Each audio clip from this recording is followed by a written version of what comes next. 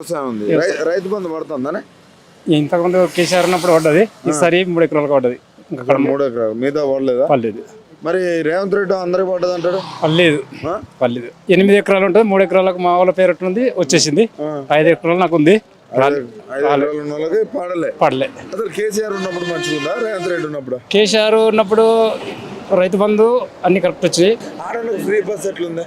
వాళ్ళకు అంతే, వాళ్ళకు 4,000 ఇస్తానే వరకు వేసేసారు. అంతేనా? అంతే.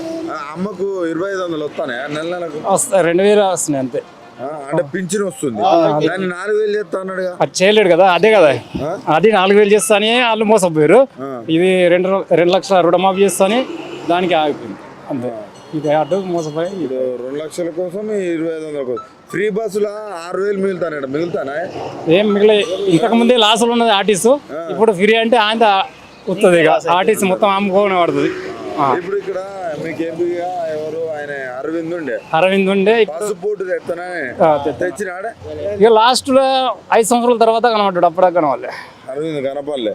మరి ఇప్పుడు మళ్ళీ ఓట్లకు వస్తారు, ఎవరికి వెళ్తే మంచిగా ఉంటది? ఇప్పుడు ఎవరంటే ఇప్పుడు మేము టీఆర్ఎస్కి వెళ్తామని అనుకున్నాం.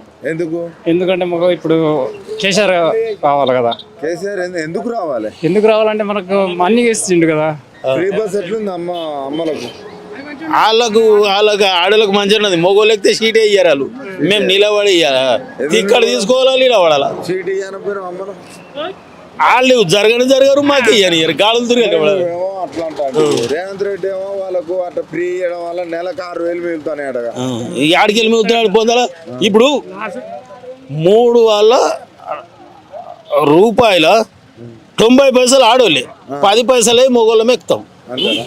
10 పైసలు తిక్కటి 10 మందిని తీసుకుంటాం.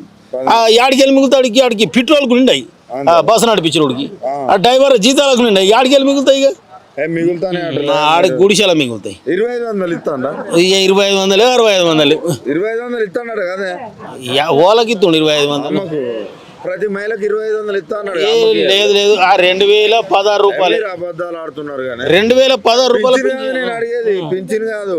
మళ్ళా మహిళకు 18 ఏళ్ళు నిండిన ప్రతి ఆడపిల్లకు 2,500 రూపాయలు ఇస్తానన్నాడు.